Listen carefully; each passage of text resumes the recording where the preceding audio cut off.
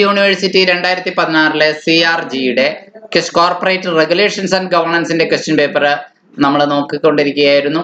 അതില് ഒന്നാമത്തെ ക്വസ്റ്റ്യൻ 1 മാർക്കിന്റെ ചോദ്യമാണ്. എന്താണ് റെഡ് ഹെറിംഗ് പ്രോസ്പെക്ടസ്? ശരിക്കും 1 മാർക്ക് ആയതുകൊണ്ട് നമുക്ക് എളുപ്പത്തിൽ ഉത്തരം പറഞ്ഞു പോകാവുന്നതേ ഉള്ളൂ. അതായത് കമ്പനിയുടെ initial public offer IPO initial public offer നടത്തുന്ന സമയത്ത് കമ്പനിക്ക് തൽക്കാലം ഇഷ്യൂ ചെയ്യുന്ന ഒരു പ്രോസ്പെക്ടസ് ഉണ്ട്. അതിന്റെ ഭാവിയിൽ കമ്പനിയുടെ ഇൻവെസ്റ്റേഴ്സ് ആവാൻ ചാൻസ് ഉള്ളവർക്ക് മാത്രമായിട്ട് ഒരു പ്രോസ്പെക്ടസ് ഇഷ്യൂ ചെയ്യും. ആ ഇഷ്യൂ ചെയ്യുന്ന പ്രോസ്പെക്ടസിനെയാണ് അത് റെഡ് ഹെറിംഗ് പ്രോസ്പെക്ടസ് എന്ന് പറയുന്നത്. അതില് ഈ പ്രോസ്പെക്ടസ് പലപ്പോഴും ഒരു വാർണിംഗ് സ്റ്റേറ്റ്മെന്റ് പ്രിന്റ് ചെയ്തിട്ടുണ്ടാവും. അത് റെഡിങ്കിലായിരിക്കും പ്രിന്റ് ചെയ്തിരിക്കുക. അത് സൂചിപ്പിക്കുന്നത് ഇതാണ്: ഇതിൽ പറഞ്ഞിരിക്കുന്ന കാര്യങ്ങൾ മാറ്റം വരാവുന്നതാണ് എന്നാണ്. The things or information contained in this prospectus is subjected to change and that the company was not yet committed to proceedings with the IPO. കാരണം കമ്പനി ഇനിയും IPO ഇനീഷ്യൽ പബ്ലിക് ഓഫറിൽ ഈ പറഞ്ഞ പ്രോസ്പെക്ടസ് പ്രകാരം മുന്നോട്ട് പോകാൻ കമ്മിറ്റഡ് ഒന്നുമല്ല. അതുകൊണ്ട് ഇതിൽ പറഞ്ഞിരിക്കുന്ന കാര്യങ്ങൾ ഏകദേശ കാര്യങ്ങൾ മാത്രമാണ്. അത് 100% വിശ്വസനീയമാണെന്നില്ല. The name red herring, ഇനി ആ റെഡ് ഹെറിംഗ് എന്ന വാക്കിനെ കുറിച്ച്, was likely applied to these prospectus because they were seen as a distraction or false clue. കാരണം ഇതിൽ പറഞ്ഞിരിക്കുന്ന സൂചനകൾ ചിലപ്പോൾ ഒരു തെറ്റായ സൂചനയാകാം, ക്ലൂ ആകാം. Much like the fish used in hunting. പണ്ട് കാലത്ത് 18th സെഞ്ചുറിയിൽ വേട്ടക്കാര് വേട്ടപ്പട്ടികളെ പരിശീലിപ്പിക്കുമ്പോൾ ഈ റെഡ് ഹെറിങ്ങിനെ എന്ന് പറഞ്ഞ മത്സ്യത്തിന്റെ തല പുകയത്ത് വെച്ച് അതിന്റെ ഗന്ധം കൊണ്ട് തെറ്റിദ്ധരിപ്പിക്കുന്ന ഗന്ധമായി വേട്ടപ്പട്ടികളുടെ ഘ്രാണശേഷിയെ അത് തെറ്റിദ്ധരിപ്പിക്കാറുണ്ടായിരുന്നു. അങ്ങനെയാണ് വാക്കുണ്ടായത്. പക്ഷെ അത് നമ്മുടെ ഇതുമായിട്ട് കറന്റ് കോൺടെസ്റ്റുമായിട്ട് അത്ര വലിയ കണക്ഷൻ ഒന്നുമില്ല. The warning statement in red ink, ഈ ചുവന്ന മഷിയിലെ വാർണിംഗ് സ്റ്റേറ്റ്മെന്റ് ഒരു സൂചനയാണ്. Served as a caution to investors, നിക്ഷേപകർക്ക് ഒരു ജാഗ്രതയാണ്. ഇൻഡിക്കേറ്റിംഗ് ദാറ്റ്, സൂചന ഇതാണ്: the information provided in it may not be considered as final and that they should not rely solely on the prospectus. അവർ ആ പ്രോസ്പെക്ടസിനെ മാത്രം ഏകമായി ആശ്രയിക്കേണ്ടതില്ല എന്ന് തന്നെയാണ് when making their investment decision, അവരുടെ നിക്ഷേപ തീരുമാനം എടുക്കുമ്പോൾ. അങ്ങനെ over time the term red herring has been broadened to encompass any false clue or misleading information. കാലം കടന്നുപോയപ്പോ ഈ റെഡ് ഹെറിംഗ് എന്ന വാക്ക് ഇങ്ങനെ ആയി മാറിയെന്നാണ്. ഏതെങ്കിലും ഒരു തെറ്റായ ക്ലൂ, മിസ്ലീഡിംഗ് ആയി ഇൻഫോർമേഷൻ നൽകുകയാണെങ്കിൽ, but its origin in the context of prospectus remain. പ്രോസ്പെക്ടസുമായി ബന്ധപ്പെട്ട് ആ വാക്ക് ഇങ്ങനെ തന്നെയാണ്. And interesting footnote in the history of finance and language. കാരണം ഫിനാൻഷ്യൽ ലാംഗ്വേജിൽ ഇതിപ്പോ അത് പതിഞ്ഞു പോയ ഒരു പദപ്രയോഗമായി മാറി. നമ്മൾ അടുത്ത ചോദ്യത്തിലേക്ക് പോവാം. ഇത്രയൊന്നും എഴുതണ്ട, 1 മാർക്കാണ്. നമുക്ക് 1 മാർക്കിന് ജസ്റ്റ് മിനിമം മാറ്റർ എഴുതിയാൽ മതി. What is a holding company? Holding company എന്താണ്? A holding company is a type of company that owns and controls other companies or assets rather than engaging in direct business. അവരുടെ business ഓപ്പറേഷൻസിൽ നേരിട്ട് ഏർപ്പെടാതെ തന്നെ അവരെ ownership, മാനേജ്മെന്റും കൺട്രോളും ഒക്കെ ചെയ്യുന്ന ഒരു മേൽ കമ്പനി, അവരുടെ കീഴെയുള്ള സബ്സിഡിയറി കമ്പനികളുടെ ഓണർഷിപ്പിലും മാനേജ്മെന്റിലും കൺട്രോളിംഗ് ഏർപ്പെടുത്താൻ കഴിവുള്ള ഒരു മേലധികാര സ്ഥാപനം എന്ന് വേണമെങ്കിൽ ഹോൾഡിംഗ് കമ്പനിയെ കുറിച്ച് പറയാം. The primary purpose of a holding company is to manage and oversee its subsidiaries. അതിന്റെ സബ്സിഡിയറി കമ്പനീസിന്റെ കാര്യങ്ങളെ മാനേജ് ചെയ്യുക, ഓവർസീ ചെയ്യുക എന്നുള്ളതാണ്. Its investments or assets. ഇനി ഓണർഷിപ്പിന്റെ കാര്യത്തിൽ holding company owns a significant portion of the shares or interest in the subsidiary കമ്പനിയുടെ. സബ്സിഡിയറി കമ്പനിയിൽ ഒരു ഗണ്യമായ മാനേജ്മെന്റ് ഷെയർ, താല്പര്യങ്ങൾ, ഇൻട്രസ്റ്റ് ഒക്കെ മെയിൻ കമ്പനിയായ ഹോൾഡിംഗ് കമ്പനി കൈവശം വെക്കുന്നു എന്നത് ഒരു പ്രധാനപ്പെട്ട കാര്യമാണ്. 2, നിയന്ത്രണത്തിന്റെ കാര്യത്തിൽ the holding company exercises control over its subsidiaries, making strategic decisions and guiding their operations. മൂന്നാമത്തെ കാര്യം എന്ന് പറഞ്ഞാൽ not direct operations. A holding company typically does not engage in direct business operations. ഒരു ഹോൾഡിംഗ് കമ്പനി നേരിട്ടുള്ള business ഓപ്പറേഷൻസിൽ ഏർപ്പെടുന്നില്ല, such as manufacturing, sales or services. 4, investment and management ആണ്. The holding company focuses on investing and managing its subsidiary companies. Subsidiary കമ്പനിയുടെ investment, management, asset management തുടങ്ങിയ കാര്യങ്ങളിലാണ് അവരുടെ focus വരുന്നത്, അല്ലാതെ ബിസിനസ് ഓപ്പറേഷനിലല്ല. മൂന്നാമത്തെ ചോദ്യം, what is A registered office close? എന്താണ് രജിസ്റ്റേർഡ് ഓഫീസ് ക്ലോസ്? നമുക്ക് മെമ്മോറണ്ടം ഓഫ് അസോസിയേഷനിൽ നമുക്ക് വിവിധ തരത്തിലുള്ള ക്ലോസുകളെ കുറിച്ച് പറയുന്നുണ്ട്. Name close, domicile close, situation close, capital close, subscription close എന്നിങ്ങനെ പല ക്ലോസുകൾ പറയുന്നുണ്ട്. ഇതില് രണ്ടാമത്തെ ക്ലോസ് ആണ് രജിസ്റ്റേർഡ് ഓഫീസ് ക്ലോസ്. ഇത് നിർബന്ധമായും മെമ്മോറണ്ടത്തിൽ ഉണ്ടായിരിക്കണം എന്ന് പറയുന്ന ഒരു പ്രൊവിഷനാണ്. Then registered office clause is a mandatory provision in the memorandum of association or MOA of a company. It is required by the Companies Act. ഇതിന്റെ പർപ്പസ് എന്താ പറയാം, ലീഗൽ അഡ്രസ് ആണ് വാസ്തവത്തിൽ ഇത് അല്ലെ. കമ്പനിയുടെ രജിസ്റ്റേർഡ് ഓഫീസ് എവിടെയാണ്, നിയമപരമായിട്ട് അതിന്റെ അഡ്രസ് എവിടെയാണെന്ന് വ്യക്തമാക്കുക എന്നത് ഈ രജിസ്റ്റേർഡ് ഓഫീസ് ക്ലോസിൽ മെമ്മോറണ്ടത്തിലൂടെയാണ് പറയുക. കമ്പനിക്ക് എപ്പോഴെങ്കിലും കോടതിയിൽ നിന്നോ അല്ലെങ്കിൽ ബന്ധപ്പെട്ട അധികാരികളിൽ നിന്ന്, രജിസ്ട്രാറിൽ നിന്നോ ഒക്കെ എന്തെങ്കിലും നോട്ടീസുകൾ ലഭിക്കാനുണ്ടെങ്കിൽ കമ്പനിയുടെ ഒഫീഷ്യൽ അഡ്രസ് ഏതായിരിക്കണം, ആ ഒഫീഷ്യൽ അഡ്രസ്സിലേക്കാണ് അത് അയക്കുക. അപ്പോൾ നോട്ടീസുകൾ, മറ്റ് കമ്മ്യൂണിക്കേഷനുകൾ, മറ്റ് ലീഗൽ ഡോക്യുമെന്റുകളൊക്കെ വരാനുള്ളത് ഈ രജിസ്റ്റേർഡ് ഓഫീസിലേക്കാണ്. ഇനി കംപ്ലയൻസിനെ കുറിച്ച്, it ensures compliance with statutory requirements. Statutory requirements, നിയമപരമായിട്ടുള്ള ആവശ്യകതകൾ പാലിക്കുന്നതിന്റെ ഭാഗമായിട്ട് രജിസ്റ്റേർഡ് ഓഫീസർ എന്ന് പറയുന്ന ഒരു ടേം വളരെ അത്യാവശ്യമാണ്. ടാക്സ് അതോറിറ്റീസിന്, കോടതികൾക്ക്, റെഗുലേറ്ററി അതോറിറ്റീസിനൊക്കെ നോട്ടീസ് നൽകുന്നതിന് ഇത് നിർബന്ധമായും വേണം. പബ്ലിക് റെക്കോർഡാണ്. Registered office address is a public record allowing stakeholders, ഇൻവെസ്റ്റേഴ്സും കസ്റ്റമേഴ്സും റെഗുലേറ്റേഴ്സും കമ്പനിയുമായി ബന്ധപ്പെടുന്ന പൊതുജനത്തിന് തന്നെയും കമ്പനിയുടെ രജിസ്റ്റേർഡ് ഓഫീസ് എവിടെയാണ് എന്ന് അറിയാനുള്ള അവകാശമുണ്ട്. അതൊരു പൊതു രേഖയാണ്. ഈ പറയുന്ന രജിസ്റ്റേർഡ് ഓഫീസ് ക്ലോസ് എന്നത് മെമ്മോറണ്ടത്തിലുള്ളതാണ്.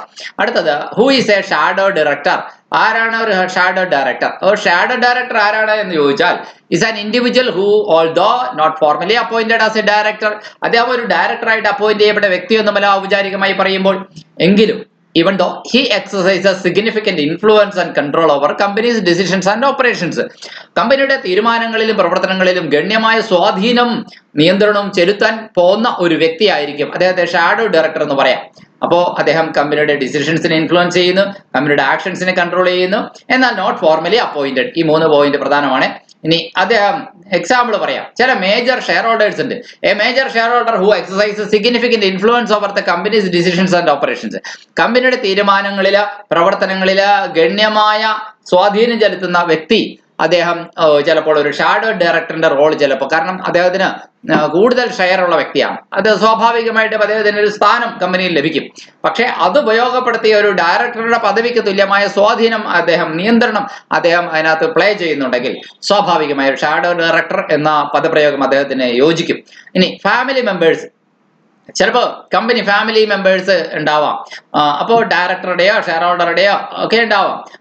കമ്പനിയുടെ ഡിസിഷൻസിനെ ഇൻഫ്ലുവൻസ് ചെയ്യാൻ തക്ക സ്വാധീനമുള്ള കുടുംബത്തിലെ മറ്റംഗങ്ങൾക്ക് സ്വാഭാവികമായിട്ട് അവരുടെ തീരുമാനങ്ങൾക്ക് സ്വാഭാവികമായിട്ടും ഡയറക്ടറുടെ അല്ലെങ്കിൽ MD, മാനേജിംഗ് ഡയറക്ടറുടെ ഒക്കെ. ഇനി advisors, an advisor or consultant who has significant influence over the company's decisions and operation. ചിലപ്പോൾ ഒരു കമ്പനി അഡ്വൈസർ, കമ്പനി ലോയർ, ഇങ്ങനെയുള്ളവരൊക്കെ തീർച്ചയായിട്ടും കമ്പനിയുടെ തീരുമാനങ്ങളിൽ ഒരു ഡയറക്ടറെ പോലെ തീരുമാനമെടുക്കാനായിട്ട് ഫോഴ്സ് ചെയ്യുന്ന വ്യക്തിയായിട്ട് വന്നേക്കാം. ഇത് ഷാഡോ ഡയറക്ടർ എന്നാണ്. ലയബിലിറ്റിയെ കുറിച്ച് പറയട്ടെ, shadow director can be liable for the company's actions even if they are not formally appointed. Formally appointed അല്ലെങ്കിൽ കൂടി അവർ ലയബിൾ ആകുന്ന സിറ്റുവേഷൻ ഉണ്ടാവും.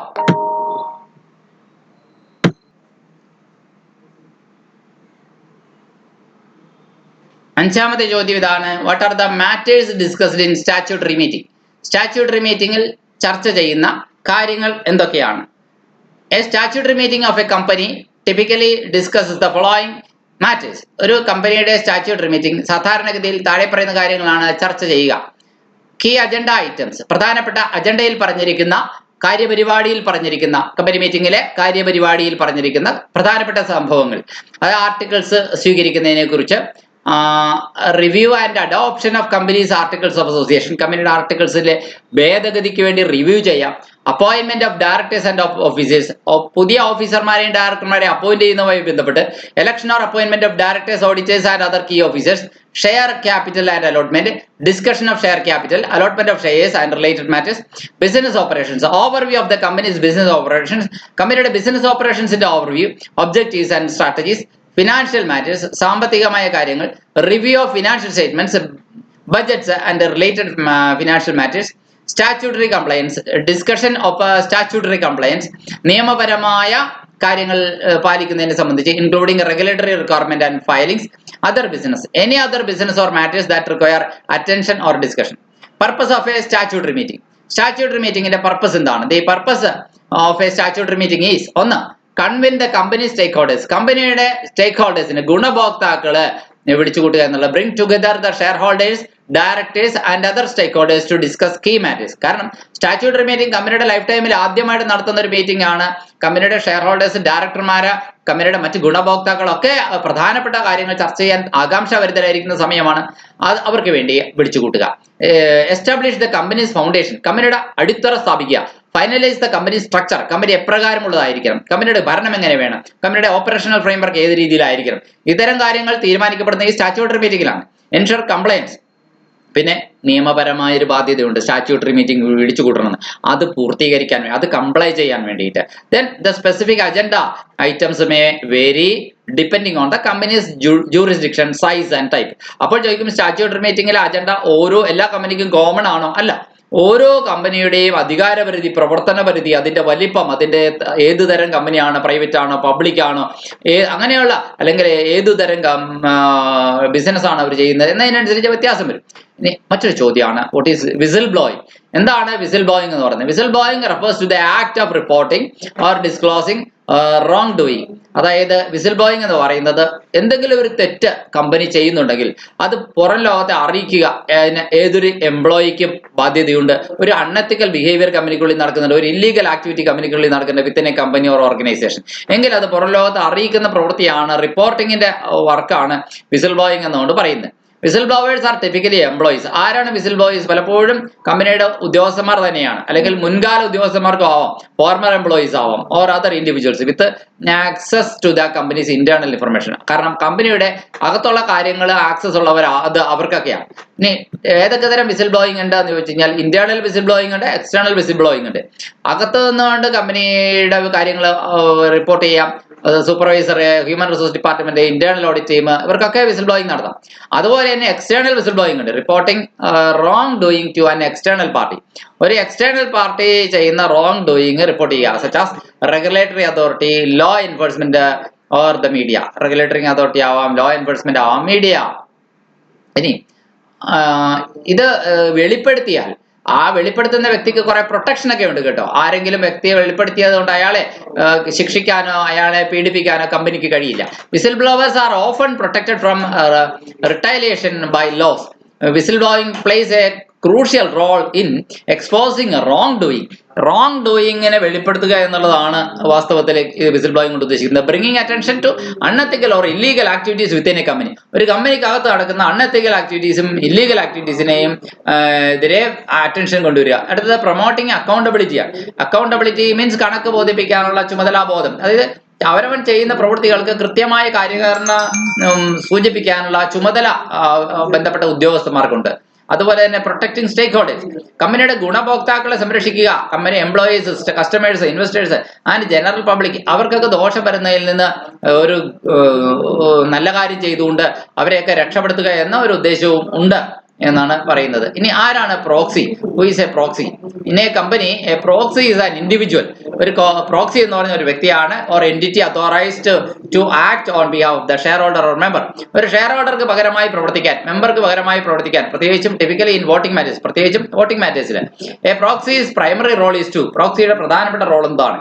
Represent the shareholder. ആ ഓഹരി ഉടമയെ പ്രതിനിധീകരിച്ച് മീറ്റിംഗിൽ അറ്റൻഡ് ചെയ്യുക എന്നുള്ളതാണ്. അറ്റൻഡ് മീറ്റിംഗ്സ്, വോട്ട് ചെയ്യുക, and make decisions on behalf of the shareholder. ഷെയർ ഹോൾഡർക്ക് പകരമായിട്ട് തീരുമാനങ്ങൾ എടുക്കുന്നതിന് കമ്പനിയെ സഹായിക്കുക എന്നൊക്കെയാണ്. അദ്ദേഹത്തിന് അൺഅവോയ്ഡബിൾ ആയിട്ടുള്ള സാഹചര്യങ്ങളിൽ അദ്ദേഹത്തിന് ഒഴിവാക്കാൻ പറ്റാത്ത തിരക്കുകൾ ഉണ്ടെങ്കിൽ മീറ്റിംഗിൽ അദ്ദേഹത്തിന്റെ പ്രാതിനിധ്യം രേഖപ്പെടുത്താൻ വേണ്ടി വരിക. അതാണ് പ്രോക്സിയുടെ ചുമതല. Exercising voting rights, cast votes according to the shareholders instruction in or discretion. ചിലപ്പോൾ ഷെയർ ഹോൾഡറുടെ നിർദ്ദേശപ്രകാരം, അല്ലെങ്കിൽ അദ്ദേഹത്തിന്റെ അന്നേരം ചർച്ച ചെയ്യുന്ന കാര്യങ്ങൾ അദ്ദേഹത്തിന്റെ വിവേചനാധികാരത്തിൽ നിന്നുകൊണ്ട് ഡിസ്ക്രിഷൻ വെച്ചിട്ട് അതിനനുസരിച്ച് അനുകൂലമായ പ്രതികൂലമായ അങ്ങനെയാണെന്ന് വെച്ചാൽ വോട്ട് ചെയ്യുക. ഇനി പലതരം പ്രോക്സികളുണ്ട്. നെയിംഡ് പ്രോക്സി ഉണ്ട്. Specific individual or entity appointed by the shareholder ആണ് ഒരു പേര് വെളിപ്പെടുത്തപ്പെട്ട പ്രോക്സി എന്ന് പറയുന്നത്. ഇനി അല്ലാതെ ചെയർമാൻ ഓഫ് ദ മീറ്റിംഗ്, മീറ്റിംഗിന്റെ ചെയർമാനെയും ചിലപ്പോൾ ഇതുപോലെ പ്രോക്സി ആറുണ്ട്. In some cases chairman of the meeting may act as a proxy.